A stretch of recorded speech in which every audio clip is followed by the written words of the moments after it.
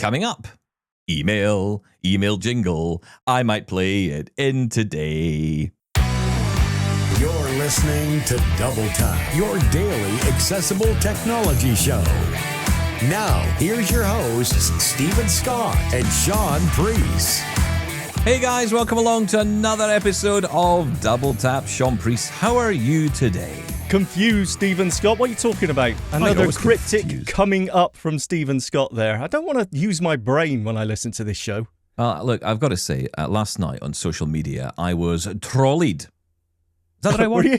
Is that the right one? I think it's the right one. I think that's the best way to be when you're browsing social media. Yeah, Trolleyed. possibly, yeah. Do you mean trolled? Not Mr. F level, but... No. I mean, you know, God bless you, Mr. F. Get to that level, to be honest. Got a story about him, actually. I'll tell you that later. Oh, I've got some goss. I've got goss about Mr. F. Is that on-air gossip we can talk about? Who cares? Okay, well done. It was nice being here for a while. Why yes, are we we were being trolled. trolled? Or Trolled. Yes, you're right. Trolled, that's the right one. Yes. Well, yes, I was trolled because yesterday, Alison got in touch to say, you know, I tune into the show occasionally. I don't think she does it all the time because, you know, why? I mean, we can understand. But, you know, she tunes in and she says, you know, I didn't hear the email jingle before you read out the email. She said there was no email jingle. What's going on? Oh, I see. And okay. That's it's just the one complaint then? That's No, okay. this started a flood of messages. Chris got in touch. She said, you know, I was going to listen to the show today. Now I know there's no email jingle. I don't think I'm going to bother. We had other people. Shelley called me a slacker for not playing it in. I mean, it got tense. It got tense on there. Well, at least we know the parts of the show that people like. The bits where we're not talking, obviously. And someone else is singing. Yeah, exactly. Yeah. When Laura speaks, when the listeners speak, and when the email jingles sing. Speaks. Can I just say, Stephen Scott, I'm with them. You know what? Because you're not very consistent when it comes to the email jingle. Sometimes you play it, other times you just jump right in, dive into the inbox. I like to dive. I like to dive in. No. I like consistency. You know, I don't like change, Stephen Scott. Just, you know, either play it or don't play it. Don't play with our feelings like this. I am so sorry, listeners. Oh, it's all about the feelings these days, It's all about isn't my it? feels. Yes, it absolutely well, you know what? is. I'm not going to play it today. Just because of that, I'm not playing it. Well, you know what? If he doesn't play it, I'll just put it in post. I'll edit. Somehow, I'll cram it in, so it will be there. This will be the first ever edited episode of Double Tap in that case. Is that right? Is that how this is going to be? Stop it. Anyway, look, I do have some Mr. F goss. Do you know he was telling me on a very private, secure line yesterday from his bunker that he was telling me that he takes us for lunch every day with him. Well, that's a first. Well, hang on. Yeah, I think in fairness, he has paid more than once for our lunch. And trust me, our bill is pretty big. I mean, it's got less. Not but, anymore. It's a big bill. It's like one of those birds with a big... What's it called? Yeah. Don't anyway, make a joke. Pelican. That's the one. So Mr. F takes us to lunch. I'm assuming... because AMI has a new home in Toronto. It's got a new building, which we haven't been invited to yet. What? I find that interesting. When we did haven't this had an happen? invite. Yeah, they've moved it. It used to be in the one part of Toronto. Now they're in another part of Toronto. Okay. I obviously don't have the details. No, they won't no one's tell told us. No one's telling us where they are. But there's a new building, and it's all very beautiful and fresh and new, and it's near the CN Tower, and it's very posh. Oh, very grand. it's all marble and fountains. Kind of thing, yeah. I mean, what you would expect for AMI. Okay, anytime, Mr. F, anytime AMI, you want to invite us over? It's even got outside. It's got outside. It's got an outside. Comes free with it. I think, although that is premium real estate in Toronto.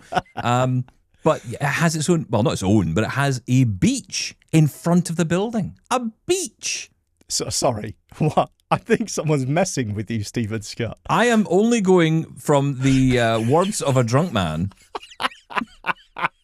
who spends time sitting on a park bench, sipping whiskey out of a flask, listening to Double Tap. I mean, absolutely, that is a 100% reliable source. God bless you, Mr. F. Does Toronto have a beach?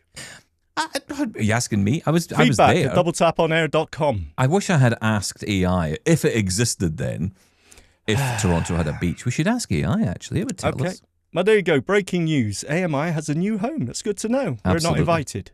Oh, by the way, thanks to all the emails. I can't say too much on this, but thanks for all the emails for people who've been getting in touch with us, telling us how we can watch or listen to Caddyshack or Fletch or various other movies. Thanks for the updates on where those may be online. Yes, thank you very much. And I believe, Stephen Scott, you did indulge in Caddyshack. I did. Do you know, I actually bought it. $7.99 I paid for it. Real money on Audio Apple described? TV. No Apple description at all. No. To be honest, I don't feel I needed it because I've seen that movie. I must have watched that movie about 12 times when I was a kid. I don't know why. So I'm not even into golf, but there's certain movies back then. Yeah, it's like Back to the Future. I don't need AD. It's all in my mind. In your mind. Do you know what I found? I found it just not funny. Ah, well done. That's always the danger of going back to something, isn't it? You watch it again and think, oh, that's disappointing. I think Fletch was funnier from memory, but then I'm terrified to watch that now. Don't watch it again. It's going to be like, this is rubbish. There's always Caddyshack 2. Which, again, I think might have been funnier. Okay. I don't know. I just memory again. It's just this memory. But it's true what they say. You think something's hilarious or funny or brilliant, and then you go back to it 20, 30 years later and you go, okay. We change, Stephen Scott. As human beings, you know what? We evolve. We mature. How dare you? Our tastes change. What's happened here is you've grown up. How dare you? That's the answer I can give to that. But listen, we do have some tech news to share. Breaking news. Do I have breaking news on this? I don't think I don't have access to anything anymore. Do I have this? Let's press B. Is that B? Or is that V? I think I've broken it. Anyway, breaking news. I missed the email jingle as well. This is not riveting radio. Carry on. Yeah, we should just have an hour of that playing. Get the singers in for an hour. Is that V or am I pressing B? You decide. I wasn't doing it properly. But yeah, the breaking news is Google are to hold an event on August 20th. The Made by Google event. So I'm guessing this is it. We're going to get new phones and new stuff. Well done. I see you've dug into the detail there. Well, it's not happened yet. It's August 20th, right? I mean, what's the rumour? Pixel 10? Pixel 10, obviously. It seems like 2 minutes ago. Again, we're going back to age. This seems like this was just last week that we got the Pixel 9 and everything. So, yeah. Well, I was thinking more about, I know you said that last night in the message, but I was thinking... I was thinking more about the Google I/O event, which was kind of focused on the software and all that side of it. That's probably where I'm going to. They kind of do the same as what Apple do, right? They've got I/O, which is WWDC, and they've got their events for the rollout of the hardware. But they always try and get in front of Apple with this stuff. They always try and get in front. So August 20th, I think the rumor of Apple event for iPhones will be September. Usually is. Usually. So we'll see. But I don't know. I mean... It's funny because I've been playing with the Samsung S25, loving it.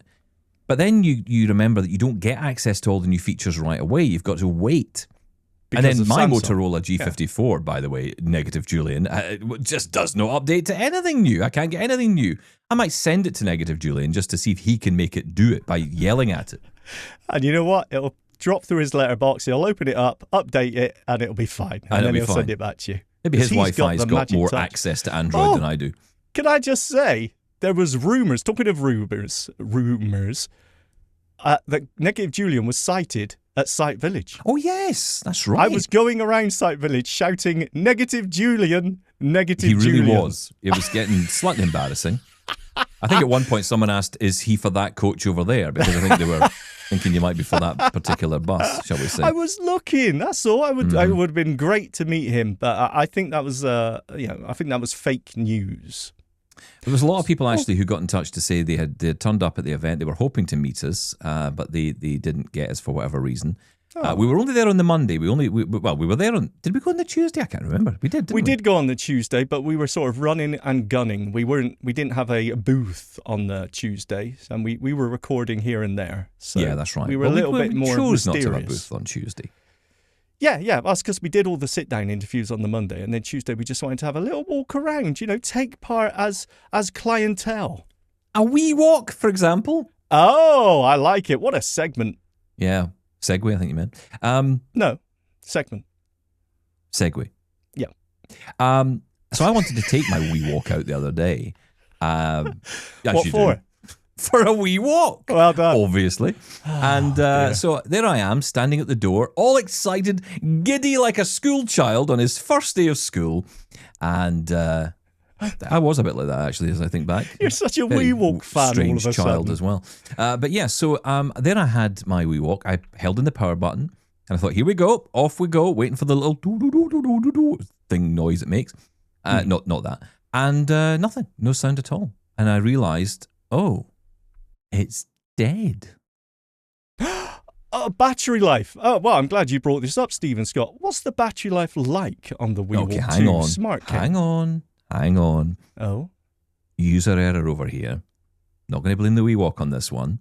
Right. Because when I got it, you know what they say, whenever you buy something new, when it needs to be charged, they say give it a full charge first. Give it, the full charge. It says in the instructions 2 to 3 hours to fully charge.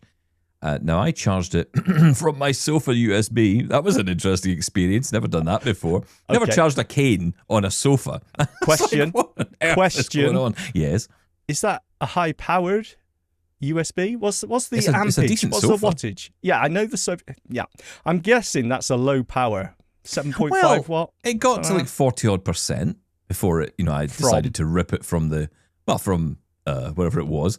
And, to be fair, from zero, yeah, because it was dead. Okay. That's why I plugged it in.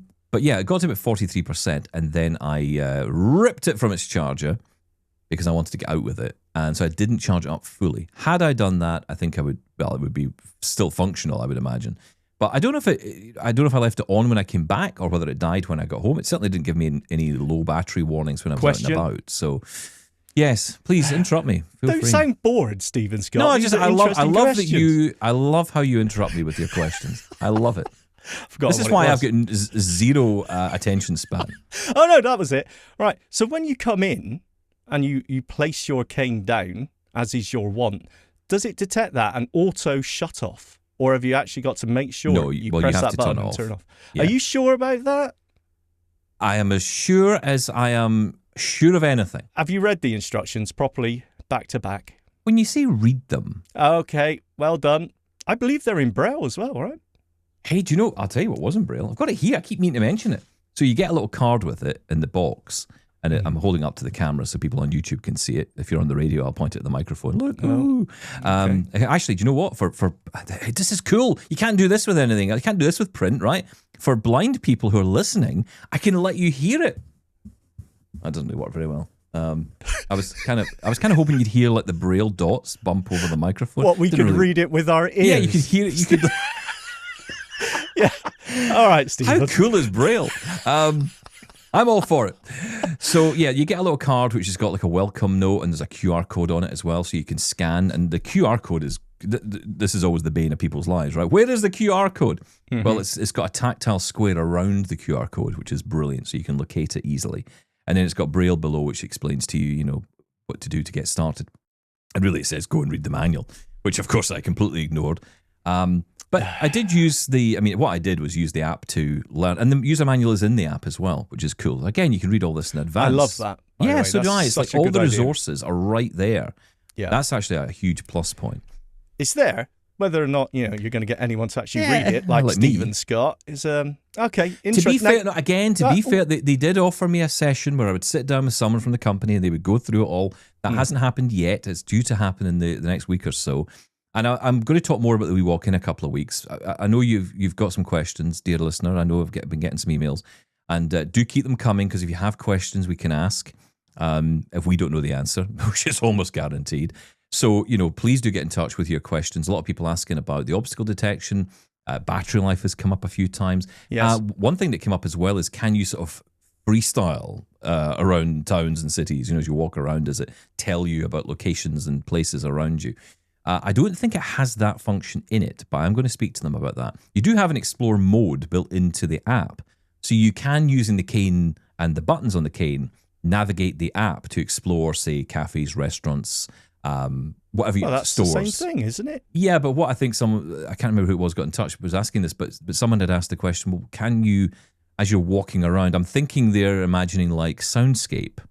Oh, automatic call-outs of POIs, points of interest. Yeah, okay. That doesn't seem to be a thing. I don't think it's a thing. But I will check in with that, because there may be something they're working on. I would be tempted to say, maybe use Soundscape or Voice Vista in that case. You know, we tend to do that, don't we? We tend to have one or two apps running at the same time. Blind Square. I saw an update for Blind Square just yesterday, which I haven't seen in a while, which is nice. I was going to ask this. Okay, so you went out, the WeWalk battery was dead. How did it perform as a cane? This is the funniest conversation my wife and I had before I left the house. She said, "How are you going to use this cane?" And I'm like, "Well, it's still a cane. It's not. It doesn't just fall to bits. It goes all floppy." That's right. It's like one of those magician's wands, you know. It becomes useless. No, it's still a cane. It still functions. It still works. It's just, but you know, how you can't did it use function? Was it okay? Was it as tactile as a normal cane? Yeah. Well, you say that this has got an addition, right? This has got, the way I'm thinking about this is this has got an extra layer for the handle, and I can't get away from the feeling that it's going to get in the way of the tactile feedback from the cane.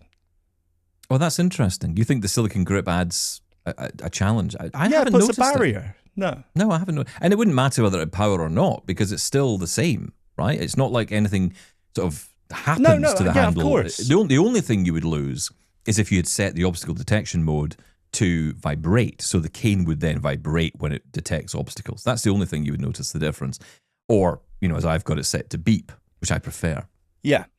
Okay. So as just a generic white cane, it was absolutely fine.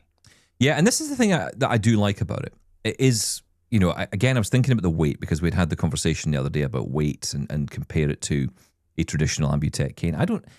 Some people might say they notice a difference. I think it's because of the handle being thicker. You might feel like it's heavier. I don't actually think it is any heavier. And look, again, I mentioned this the other day. A lot of it with my Essential Tremor, I'm still getting the pain with it. It's not like it's going to change anything. It's not some miraculous device that's made it all better. It's just that because of it would be, put it this way, it'd be very hard right now, I think, to go back to the original cane I had, because this thicker handle is actually easier for me to hold, because, you know, essentially doing a grip motion with my hands is actually quite sore. So if I'm not having to do that grip as tight, because obviously it's a thinner handle, then that's actually quite pleasant. So for me, this kind of works well. I can imagine some people would prefer that. I'll be interested to hear what people think. There's a lot of stories out there of people who are having issues with the obstacle detection, having issues with other areas with it, some people sending it back. I'd like to understand why that is a little bit more, because, you know, again, it depends. I mean, it's a lot of money. So a lot of people may be saying, well, look, if it's only going to do so much and I'm not getting use out of it, then I'm not going to spend that kind of money. I totally get that. Which is absolutely fair. Yeah. So, you know, it'll be interesting to see what people say who've been listening to this, because I know a lot of you are listening to this kind of, you know, either thinking about buying or considering at this stage. And I want to make sure I've got more information. But I was quite excited about it. That's why I brought it up this week. And I know lots of you are intrigued by this. I'm learning it with you, which is we should say this is, you know, right at the beginning. Oh, yeah, this is an extended use. This is just a first impressions discussion. That's right. Important to say that. Yeah. No, it's very interesting. Thank you, talk Stephen about. Scott. Thank you. Very welcome. Thank you. No, thank you. I want to talk about WhatsApp because, Talking of updates, yes. Yeah. I got into my WhatsApp app on whatever day it was, and it says on the phone, you must update your app. So I didn't have a choice. It said, you got to update the app. So I immediately did it. I thought, okay, fine, I'll update my app. So I updated the WhatsApp app. I didn't really see any features in it that were particularly much of a reason to have to do the update, but okay, fine, I'll do the update. And then I went back in to do my usual, to contact you, send you a voice message. So I double tap and hold on the microphone button as I do at the bottom right of the screen. When I do my double tap and hold gesture, I let go, it says send button, and then it jumps focus again. I thought, well, you know, it's been doing that quite a lot. I send the message, or I at least speak out the message to you, and I try and get to the send button. No joy, can't get to it at all. Just cannot get focus on it. Cannot, even using, you know, Explore by Touch, I cannot find this button. It's as if it's gone completely. So hang on, that's just for sending a text message. Sending a voice message. Sending a voice message. Okay. If I'm sending a voice message to you on WhatsApp, that the microphone is there. I double tap and hold. I swipe up to lock. As soon as I do that and I let go, the focus jumps from the send button. It says send button, as it always does. but then the focus jumps onto somewhere else on the screen, and then I cannot get back to the send button. It's gone, and I can't get to the stop recording button. I can't get to the pause recording button. The only way to do it was to do one of two things. You can either turn on screen recognition, you can find the button that way, or you turn off voiceover and tap the bottom right of the screen. That's the only way to, or bottom left if you want to cancel the recording. Yes, please feel free. Why do you always lock the recording? I never do that. I always just press double tap and hold the audio record button. So and then when I let go, it sends automatically. Yes, that's right. No, you're absolutely right. And it should be, if you have updated, you can still do that. Okay, so if you do that, that's what are you complaining fine. About? So, hi, I'm Stephen. I have an essential tremor. And every time I use my phone, it's like someone's breaking my fingers. So, double tap and hold for any length of time, not an option for me. Okay? So that's why I don't, that's why I always let go.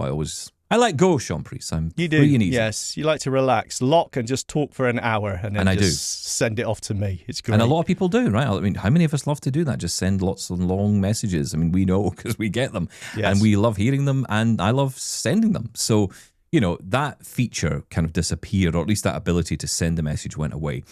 Now, I was coming to the show today to sort of rail and shout and scream and do my usual. And then I saw a message from someone on Mastodon who says they've checked in with the beta of an update that's come through on the beta of WhatsApp. So not quite the one that's available yet. And this issue has been fixed.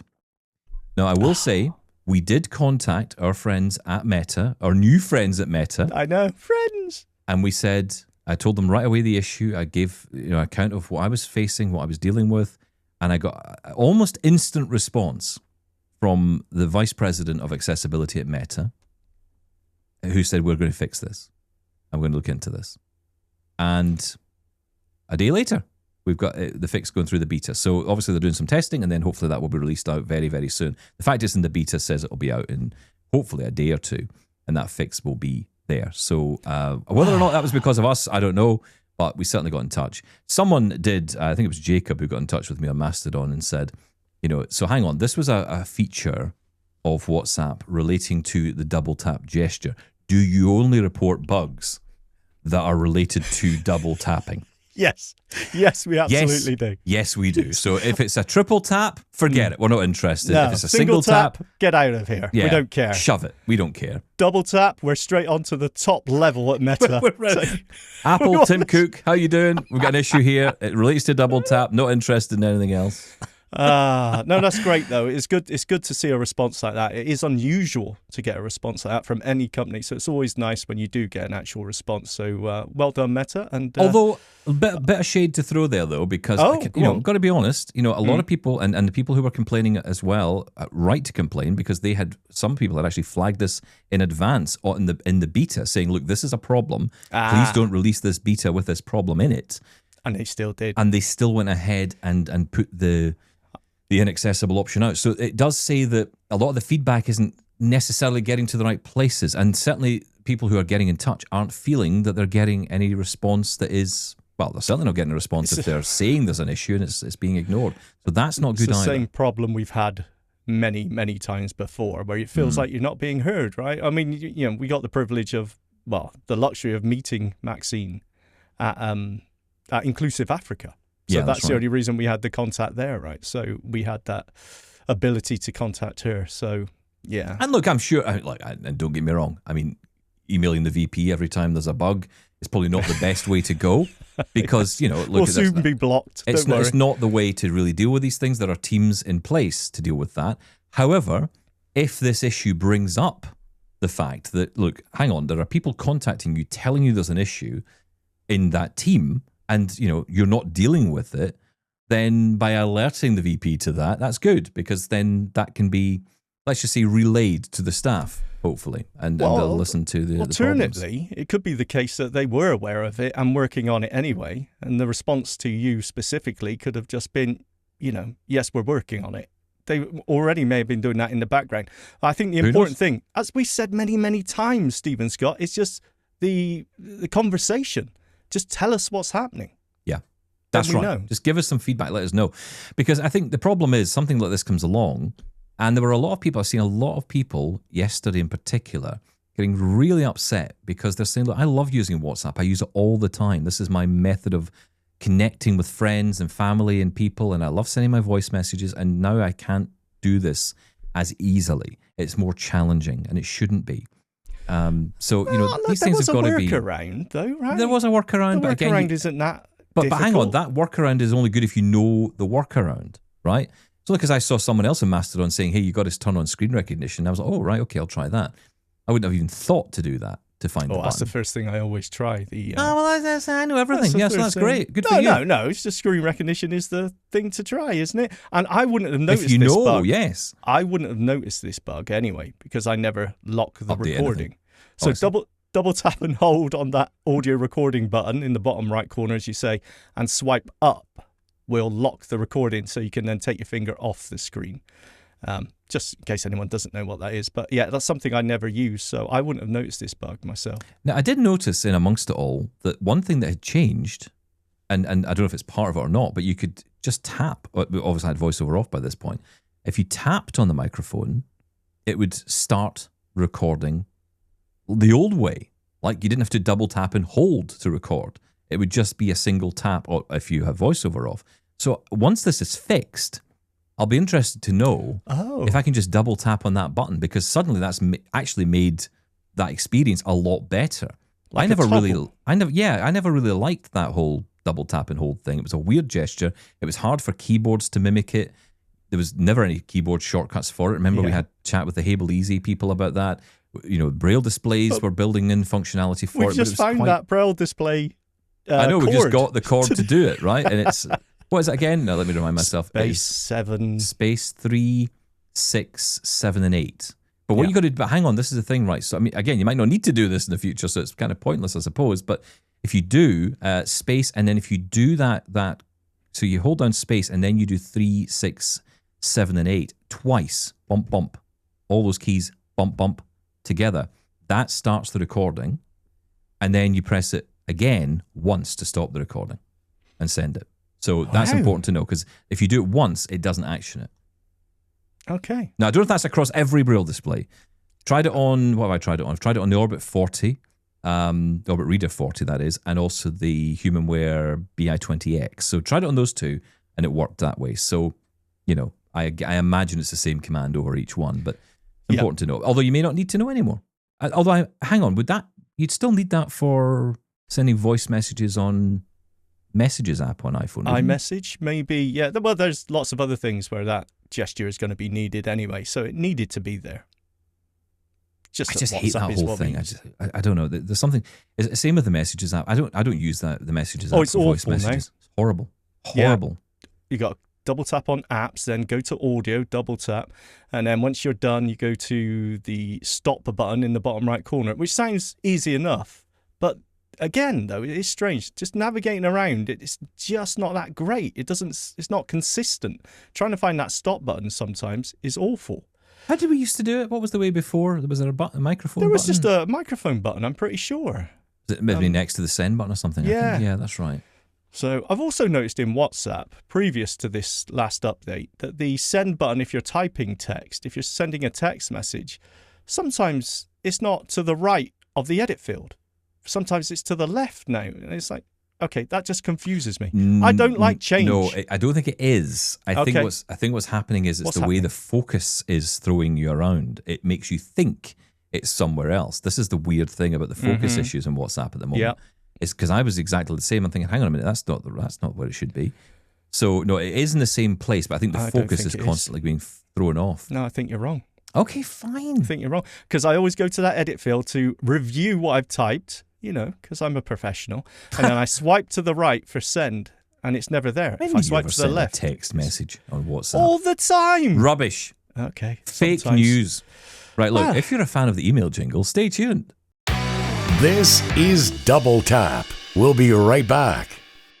Double Tap thanks Pneuma Solutions for supporting this podcast and for their continued commitment to digital accessibility.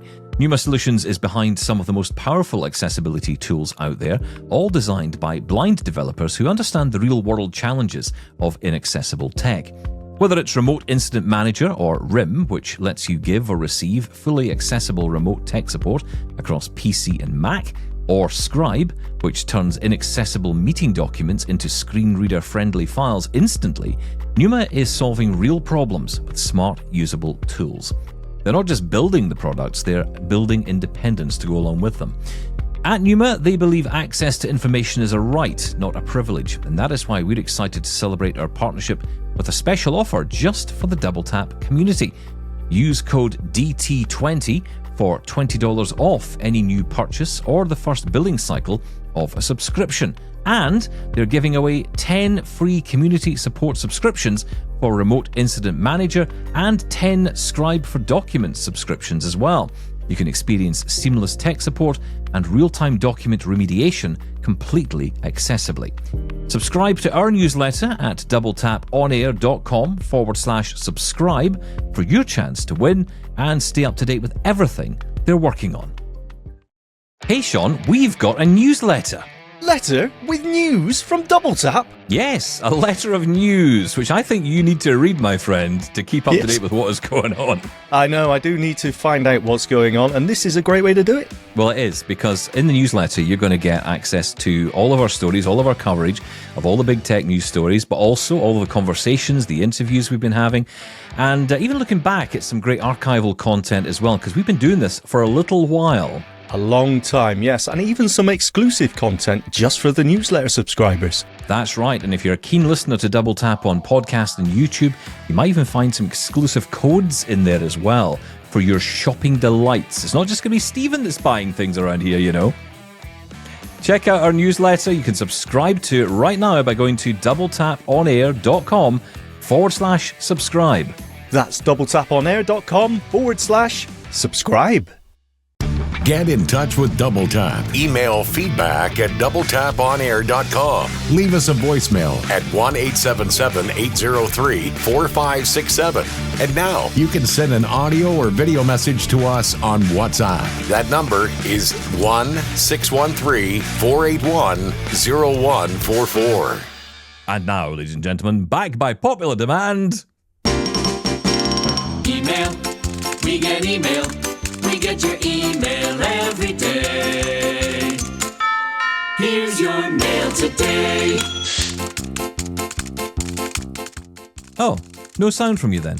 No, what you see, that was my gift to the listeners. I thought I'm going to give them a clip. If you want to, you can record that and save it and play it whenever you like. See, I didn't sing over it that time. If you really want to record that jingle and play it in your own time, privately, yeah, then you can do so. Well, if you wish to do that, then good luck to you. And I have to say, there was a time back in the day, I probably would have done that. Actually, now I think about it. Yeah, but you're I was a bit of a total jingle anorak back in the day. Yeah, I really was. There you go. That was just for you. It surprises me this show doesn't have jingles because it's the one thing I've never gotten around to yet. I mean, we've got the email jingle. That was I mean, a jingle. I mean, like more of them. People singing Double Tap all over the place. Should we let the listeners in, Stephen Scott, to the hours I've had to listen to your catalogue of jingles? And saying, no, it's a bit old-fashioned, Stephen Scott. You've got thousands of them. Yeah, okay. It's not the 80s anymore. I'm getting old. I want to feel like I'm back in the 80s again. You know what? I'll let you play all the jingles you want in a dollop. There you go. That's a plan. What are you doing the dollop this week? Have we any idea? Oh, is it another one already? Another one. It comes along so soon. We'll find something. They grow up so fast. Listen, let's get some emails in, and let's start with a long-time fan of the show, Katie. Hello, Shaun and Stephen. Congratulations on over 1,000 amazing episodes. What a milestone. Thank you both for everything you do, not just for the blind and low vision community, but for each of us personally. We love and appreciate you more than words can ever express. Oh. You bring us laughter, information, and a sense of connection that's hard to come by in today's world. I wanted to share a quick story in response to your chat about the poop testing. Yes, We're really going there. Oh, yeah. Here in the US, it's similar, mostly for men over 50. They give you this thin sheet that kind of looks like parchment paper, and you place it over the toilet bowl to catch the sample. I had to help my husband recently a few years ago, so I put on disposable gloves, used the little stick to collect the sample, and sealed it in the jar. Our friend helped us the night before by predating and labelling everything, so we just popped it in the mail the next morning. So yes, glamorous moments of marriage, and I'm still in my 40s, so I have a little time before it's my turn. Oh, good. Yes, this is Katie, the girl you met at CSUN, your biggest fan with a capital P. I truly hope your finger is doing better now, Shaun, and Stephen, I hope you're feeling better too. Please, Stephen, be nicer to Shaun. That must have been so excruciatingly painful, what he went through with the driver shutting the door on his finger. How can you laugh? That's so mean. I also wanted to mention that I tried adding the podcast feed URL manually, but it wouldn't work. It said that the link couldn't be found. I'm probably doing something wrong, but I'll keep trying. I just can't get enough of Double Tap, so of course I'm signing up for everything you offer. Recently, I organised a fundraiser for the Guide Dogs for the Blind Puppy Raising Club in Berkeley, California. It meant a lot to me to support the people who help raise our life-changing companions. Without them, the school would not be able to train guide dogs successfully at all. As you know, Puppy Raiser do so much work voluntarily. It's because of their love, compassion and dedication that I have Princess and everyone else has a guide dog. I also wanted to share something personal that I've been going through. After being so cautious for years, masking, disinfecting, avoiding crowds, I finally caught COVID for the very first time this beginning of May. I got it from my husband, and even though I tried everything to avoid it, it still found its way to me. Since then, I've been struggling with long COVID. It's been truly awful. I've lost all of my sense of taste and smell. I'm dizzy and short of breath, and I even lost some of my hearing. The nerve pain in my hands has made it hard to hold utensils, which breaks my heart because I absolutely love cooking all kinds of food. Even typing has become a challenge, and that's difficult for me because I rely so heavily on my keyboard, Braille display, Braille writer, and QWERTY keyboard for communications and work. I've always loved being productive and helping others, but lately even the smallest tasks feel overwhelming, especially with those terrible headaches that won't go away. I'm still trying to believe that this is temporary and that I'll return to my full self again someday soon. It's challenging because I'm always tired and the brain fog is very real, sadly. One of the biggest comforts during this time has been my beautiful guide dog Princess, my daughter, my heart. We go on lots of walks together, and at night she curls up in my arms or just snuggles in close against me as we sleep. Her presence has given me so much peace and strength, especially on the hardest days. I truly don't know what I'd do without her. No matter how terrible I feel inside, I always make maximum effort to take care of her, walk her, love her, of course feed her and relieve her, and spend quality time with her. She is my life. Through all of this, your show has been one of the few bright spots in my day. You both lift me up, make me smile, and remind me of the strength and joy in our community. Thank you from the bottom of my heart. I know, Stephen, you don't like it when people use emojis, so I'm typing out the words heart and paw prints. Aww. Much love to you both, always. Warmly, Katie. And Princess, my beautiful guide dog and daughter. Oh my goodness me, Katie, what are you doing to me? I know we muck around a lot and joke around a lot on here, but that was so nice. That's Thank you so much, message. Katie. It was. That's quite touching, quite honestly. And I'm so sorry about the long COVID. That sounds awful. But you know what?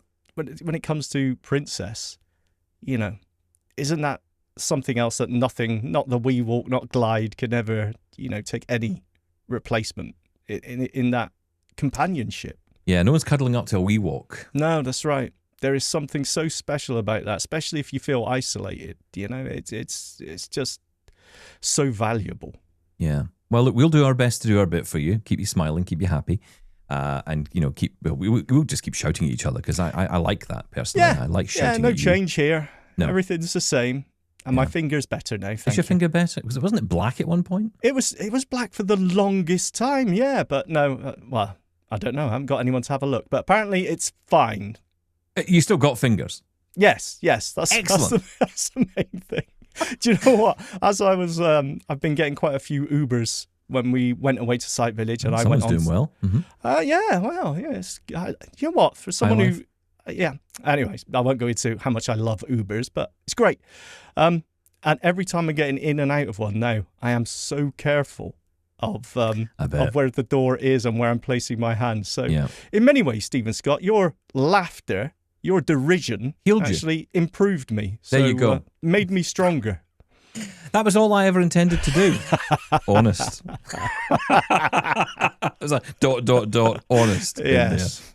Listen, Katie, I hope you feel better soon. I'm so sorry the way you're feeling, but like I say, if we can bring some joy into your life along with Princess, then we're doing our bit here. So that's good, and it was lovely to meet you at CSUN. And yes, our biggest fan with the letter P. Love that. It's funny, right? I was reading. It's funny you talk about Braille.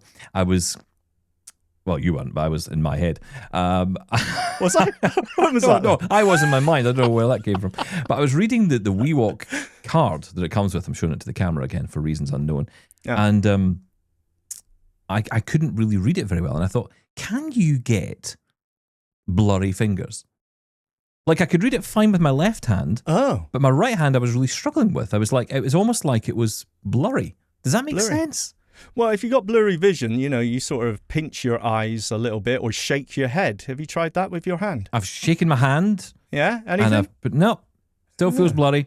So I think my eyes are blind. And my fingers are blind as well. You've got blind fingers. I've got blind fingers. There's the episode title for today. Stephen's Blind Fingers. I guarantee that'll get a few clicks from the wrong crowd, probably. Okay, let's go to another one. This is Darren who got in touch.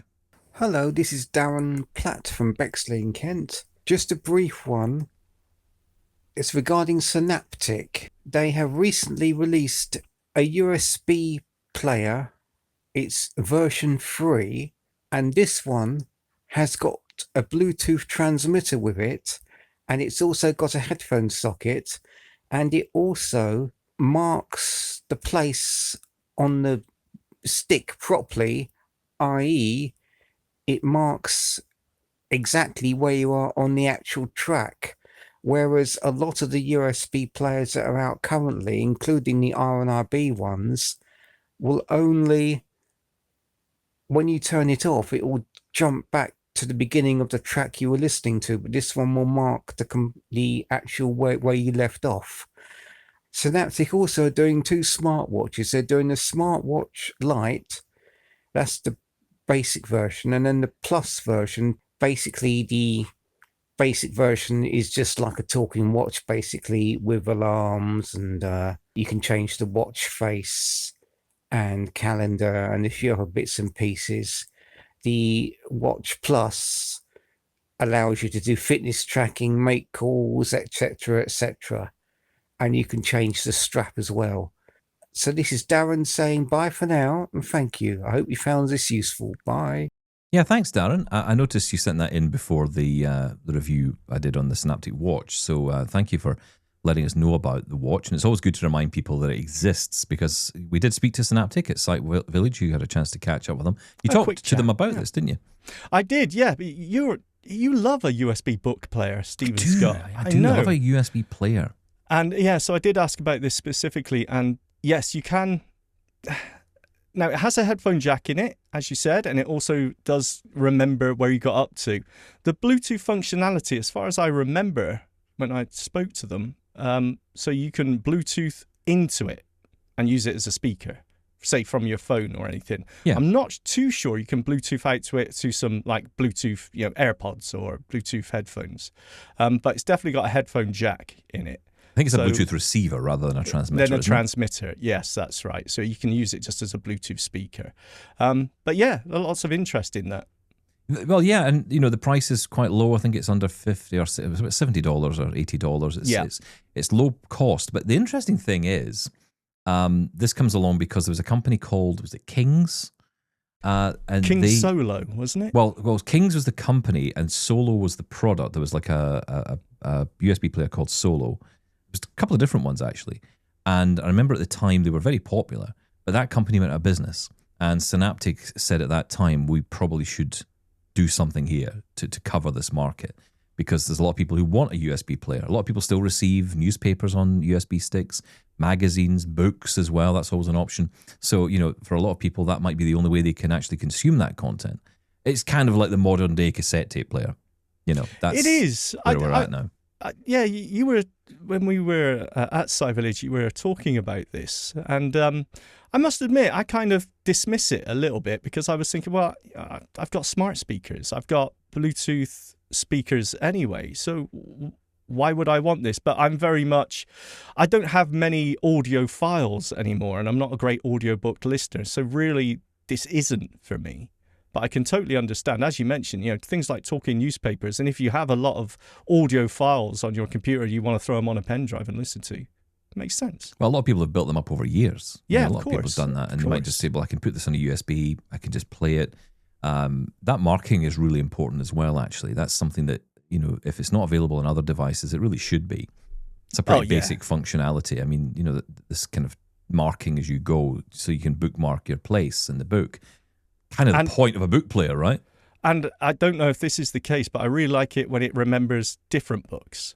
So you start a different book and it remembers where you got to in each file, not just the last one you listened to. And if you start listening to another one, then it goes back to the start. So, yeah, it's very cool.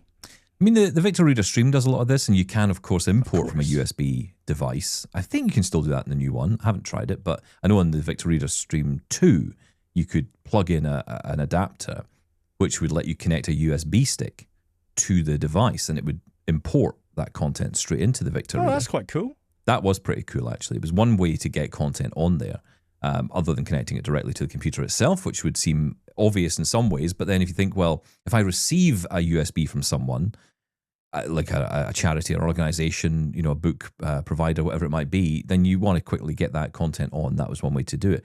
And interestingly, when I was talking to HumanWare about the Hark AI reader, which I was mentioning last week, they were saying that that's one of the functions of it. You can actually scan books with it using the reader. You can scan the book in and put in a USB stick, and it will save it to the USB stick as an audiobook, and then you import that straight into your wherever. player. Yeah. I don't know if it actually records it as audio or whether it comes up as a text file that the Victor Reader reads. I don't know how that goes, but right. Either way, yeah. Yeah, it's also when you leave, you always think, that was a good question, I should have asked that. Yeah. And I didn't, because I am terrible at my job. Darren, thank you for that. I appreciate it. Let's go to Yusuf, who wants to talk about accessible TVs. Hello, Stephen. Hello, Shaun. Hello, fellow double tappers. And not forgetting the wonderful Laura. Just a quick message from Yusuf in Croydon. I'm gradually catching up. I've just listened to your episode talking about accessible TVs, amongst other things, and your guest, Elliot Stonehill, who, funnily enough, today I was in a meeting with him and I thought I recognised the voice. My one piece of advice to people in the UK is go to somewhere like Richer Sounds, arrange a demo, tell them that you want to try the accessibility features on the TV. In my case, I did this 2 years ago with an LG and a Sony model, and I found that the LG model gave better access to the terrestrial side of things, and the Sony model gave better access to the streaming side of things. And I was and remain more interested in the terrestrial side of things because in my user case, I can stream from my phone. So at that time I was using an Android phone. So I bought a Google Chrome. Sorry, not Google Chrome, Chromecast. That's what they're called, Chromecast. And just cast from my phone to the TV. What I really wanted to do was watch live TV with all the audio description.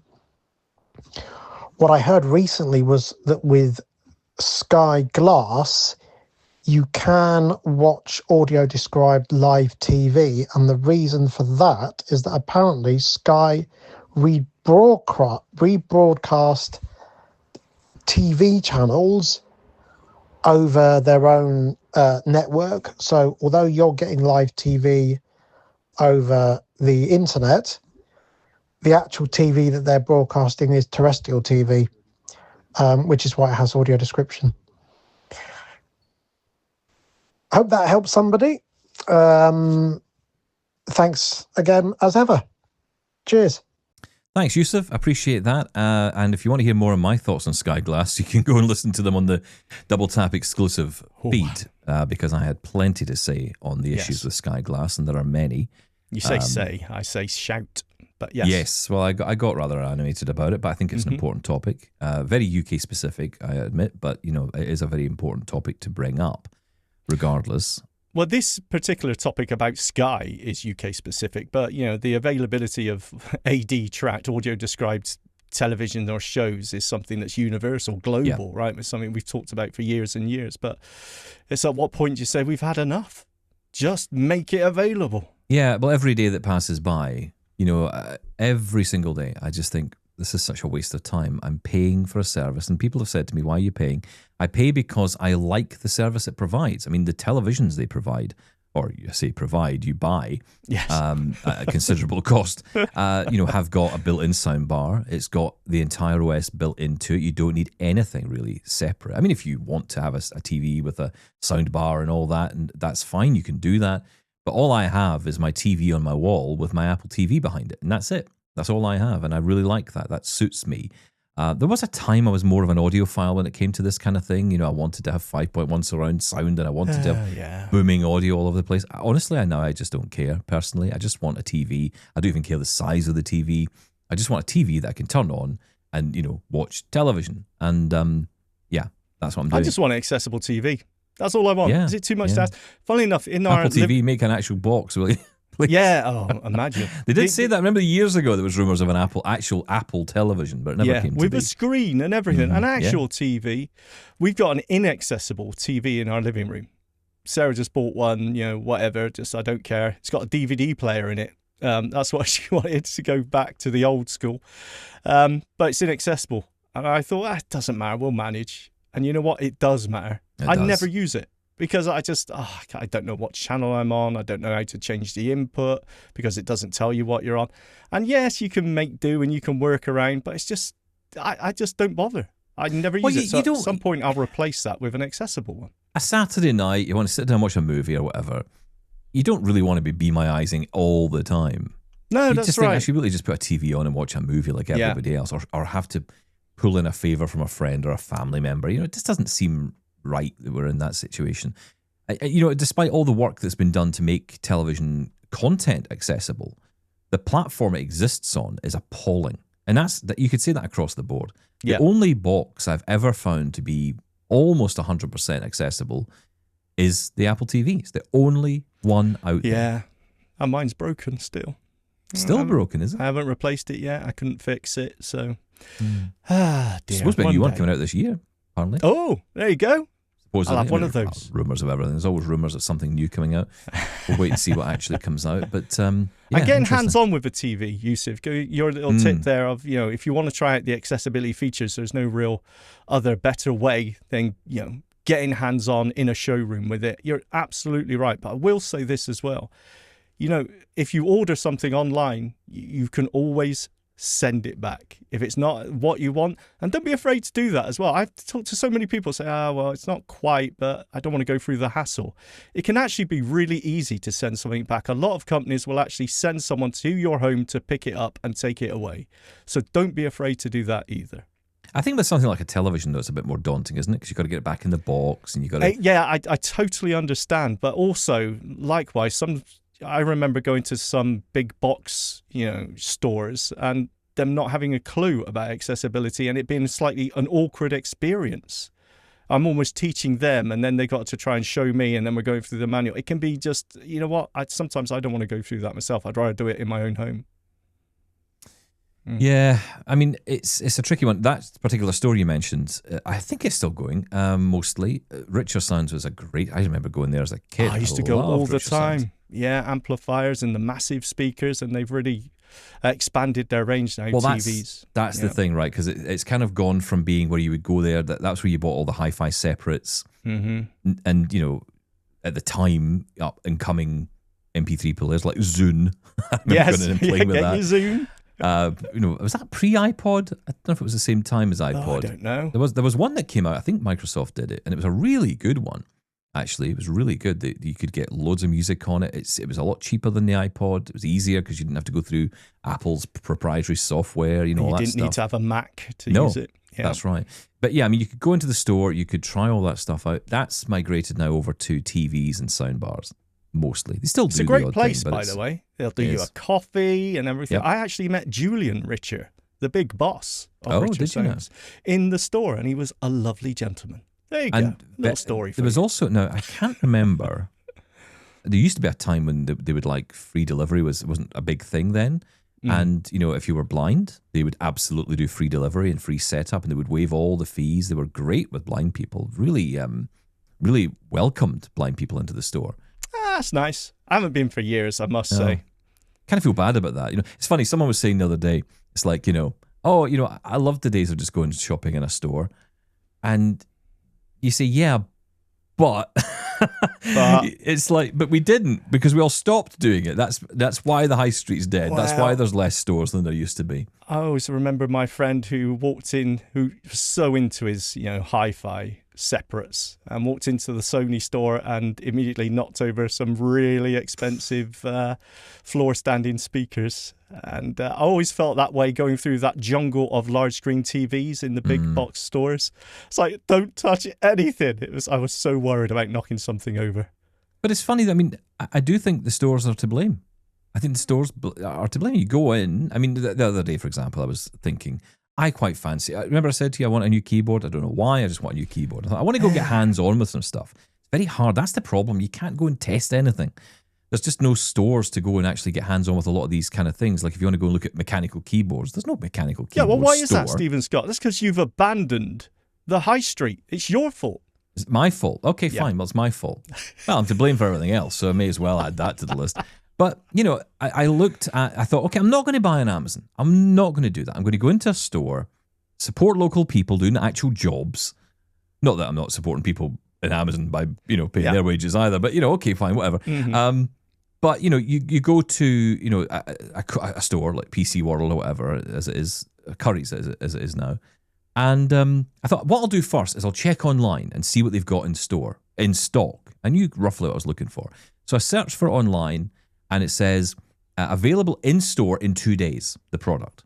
So hang on a minute. So what you're saying is it's not in the store, but I can get it delivered to the store. So now I need to go to the store in 2 days to not actually get hands-on with the product, to be given a box to take home to decide whether I want it or not. So if I buy it on Amazon, I get it tomorrow, and I can decide whether I want to keep it then or not. I don't have to change that in my pajamas. Exactly, I don't have to leave the house. I think I'll just do that.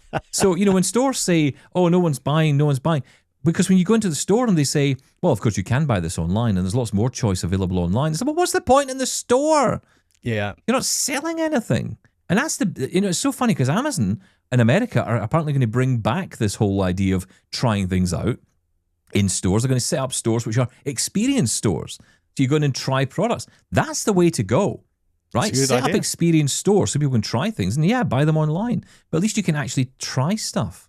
Because you know what it's like for us. We love that. Love wandering around, feeling our way through the electronic aisles. I love it.